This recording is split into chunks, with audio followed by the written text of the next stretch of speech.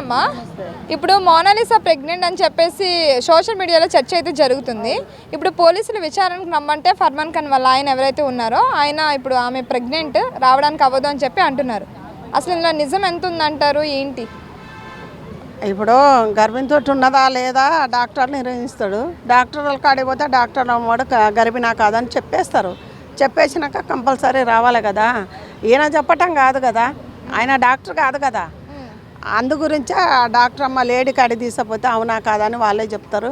అయినా వీడు జైల్లో ఉండు కదా, వాడెట్టు చెప్తుండు? మళ్ళీ వాడు జైల్లో ఉండు కదా, వాడి భార్య గురించి అట్లా చెప్తాడు. అయినా 17 ఏళ్ళ బాలికని పట్టుకొని నీది చాలా పెద్ద వయసు, ఆ తల్లిదండ్రి ఎంత ఏడుతాండ్రు. ఎలా పూసలు అమ్ముకున్నా ఏది అమ్ముకున్నా తల్లిదండ్రి ప్రేమ మీదకి ఏది రాదు కదా. ఆ తల్లిదండ్రి కూడా వాళ్ళ తండ్రి అయితే మరీ ఘోరంగా ఏడుస్తాడు. ఆ పిల్లకు మాయ మాటలు చెప్పి చిన్న వయసులో అరే నువ్వు చేసుకున్నావు అంటే ఏమున్నది, ఇవాళ పోయి జైల్లో పోయి ఉన్నావు. నువ్వు జైల్లో పోయి వచ్చినప్పుడు పెట్టినప్పుడు గర్భిణితో ఉంది అంటే డాక్టర్ని నుంచి చెప్తారు. ఉంచాలా ఉంచొద్దా వాళ్ళ తల్లిదండ్రి ఇష్టం. ఇప్పుడు నీ ఆందోళన లేదు, నీ ఆండవర లేదు కదా. అందు గురించే ఆ పూసలమ్మ పిల్లని అన్యాయం చేసినాము. అందరితో గమ్ముకుండగా మళ్ళీ మాకు గర్భిణి బయటికి రాదని చెప్పకూడదు కదా. రూల్స్ లేదు కదా ఆయనకు అసలు. అంటే కొంతమంది ఏమంటున్నారంటే ఇప్పుడు ఫర్మాన్ ఖాన్ కావాలని చెప్పేసి ఇప్పుడు మోనాలిసా ప్రెగ్నెంట్ అని చెప్తున్నారు, పోలీసులు విచారణకు పిలుస్తున్నారు కాబట్టి అని చెప్పి, దానికి మీరు ఏమంటారు? అంటే కావాలని చెప్పొచ్చు, ఎందుకంటే గర్భిణితో ఉందంటే వాడికే వదిలేస్తారని ఆలోచన కూడా ఉంటుంది. ఇప్పుడు పోలీసు వాళ్ళు పిలిచినప్పుడు ఆమె గర్భిణితో ఉంటే భయం ఉన్నది రావాలి కదా, ముందుకు రావాలి. గర్భిణితో ఉన్నది అని వాడు అన్నాడు కాబట్టి ముందుకు వచ్చి అవునా కాదా అని చెప్పుకుంటే సరిపోతుంది. అంటే ఇప్పుడు మైనర్ బాలిక 16 ఏళ్ళకే ప్రెగ్నెంట్ అంటే నమ్ముతున్నారా? అసలు దీని గురించి ఏం చెప్తారు? కావచ్చు, దేవుడిచ్చిన ఫలితం కదా అది.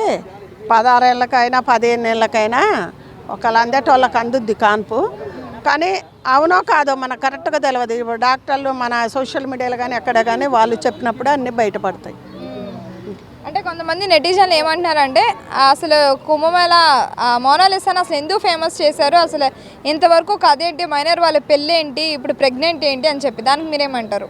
అవును, మరి సోషల్ మీడియాలో మన వాళ్ళే అక్కడ కుంభమేళానికి పోయినరు కదా, అక్కడికి పోయినరు మంచిగా ఒక పూసలు అమ్ముకునేదాన్ని హై లెవెల్ చేసి ఒక సినిమాలు చేసి అంత హై లెవెల్కి ఎక్కించిండ్రు, హీరోయిన్ చేసిండ్రు. అది ఎవరు చేసిండ్రు? మీ సోషల్ మీడియాలో కదా.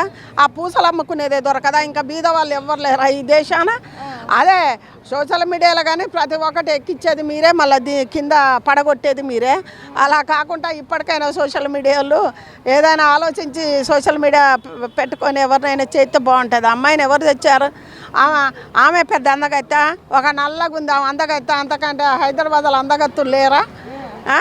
మార్వాడి ఎంతోమంది అందగత్తులు ఉన్నారు.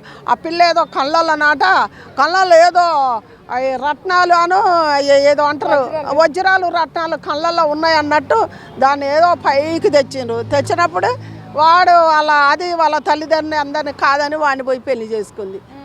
అదే అప్పటి తెలియకల్లది. అంటే ఏరుకోరి ఫేమస్ చేసి హీరోయిన్ కూడా చేశారు కదా మనోళ్ళే. మరి మనోళ్ళే ఏరుకోరి హీరోయిన్ చేసింది. ఇప్పుడు మీ అందరికి మంచి గిఫ్ట్ ఇస్తుందిలే, ఎందుకంటే కొడుకునో బిడ్డనో కానీ సోషల్ మీడియా వాళ్ళకి అందరికి ఇస్తుంది. మంచిగా తీసుకోండి.